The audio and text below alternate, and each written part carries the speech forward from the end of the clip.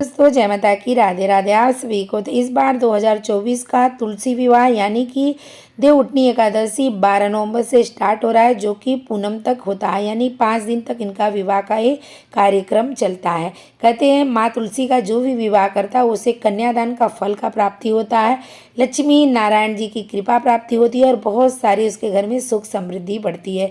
तो ये तुलसी विवाह अपने भाव के अनुसार सभी को करना चाहिए।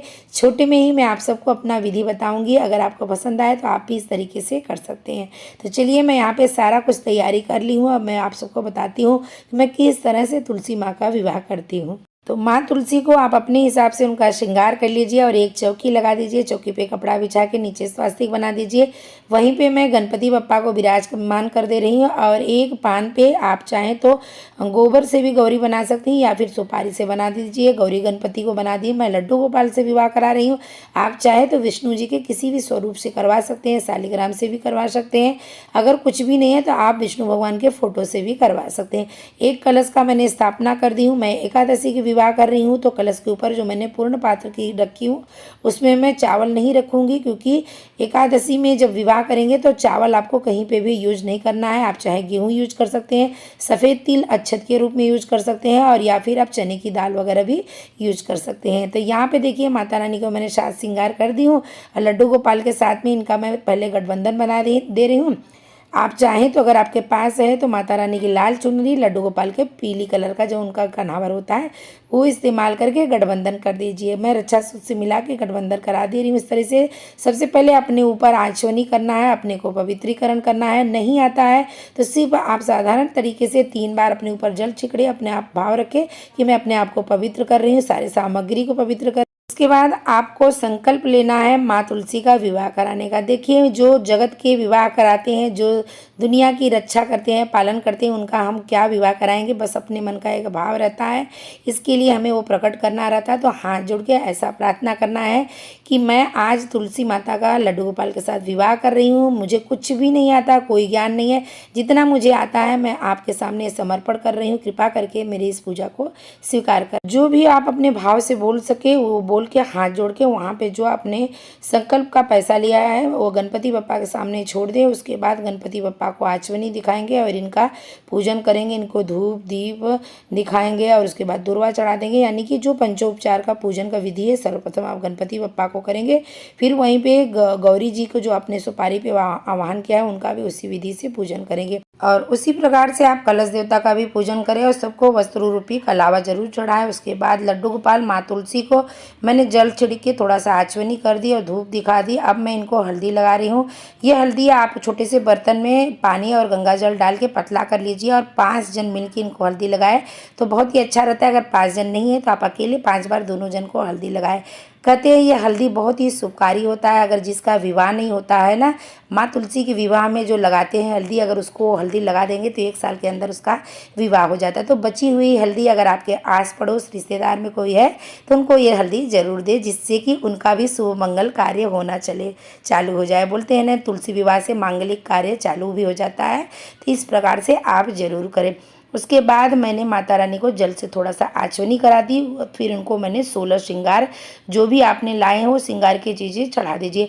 बहुत ज़्यादा श्रृंगार की चीज़ें आप नहीं ला सकते हैं तो आप जो मेन श्रृंगार की चीज़ें हैं जैसे चूड़ी हो गई, बिंदी हो गई, महावर हो गया और उसके बाद अगर आपके पास बिछिया है तो बिछिया भी चढ़ा दीजिए, नहीं तो जो मेन सुहाग की चीज़ें हैं वही आप चढ़ा सकते हैं।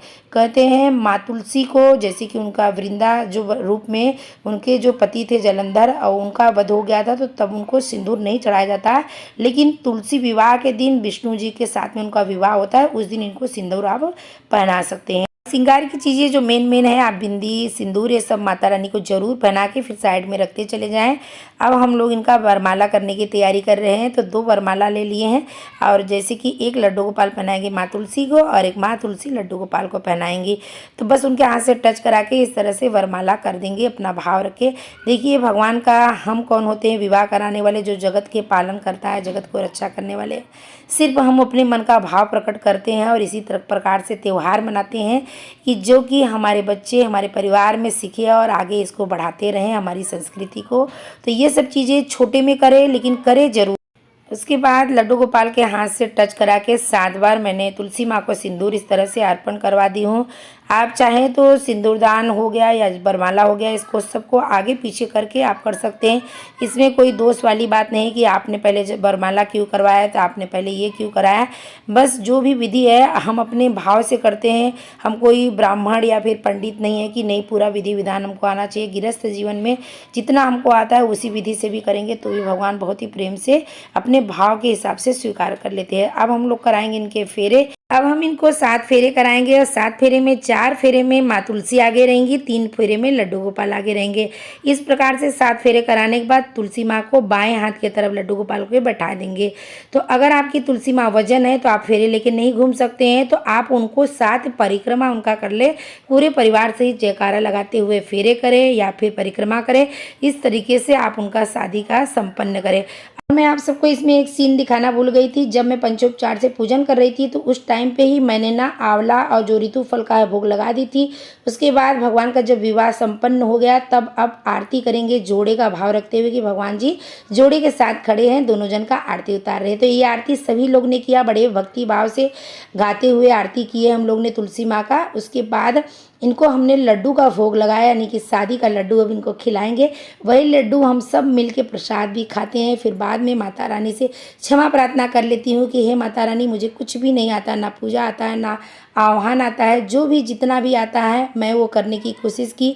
इसमें जो कुछ भी मुझसे भूल चुके हो मेरे सभी अपराधों को क्षमा करके मेरी इस पूजा को स्वीकार करें, ऐसा उनसे प्रार्थना करके उनसे क्षमा प्रार्थना करके पुष्पांजलि छोड़ के और अपने बड़ों का सभी का आशीर्वाद ले ले, क्योंकि आपने कन्या का दान किया है ऐसा भाव रखते हुए। उसके बाद मैं थोड़े टाइम तक यहीं बैठी थी। फिर बाद में इनको अंदर कर दिए दोनों जन को। और अब कल इनका थोड़ा सा विदाई का जो कार्यक्रम रहता है वो छोटा सा भी मैं करूँगी। ये वीडियो मैंने आप सबको जो डाली हूँ ये अगले साल का मेरा वीडियो है। इसको मैंने आप सबको इस साल बताने के लिए डाल दी हूँ। अगले साल का तुलसी विवाह का है। अगर थोड़ा सा भी आपको पसंद आया तो चैनल को सब्सक्राइब नहीं किया जरूर करें। जय माता की, राधे राधे आप सभी।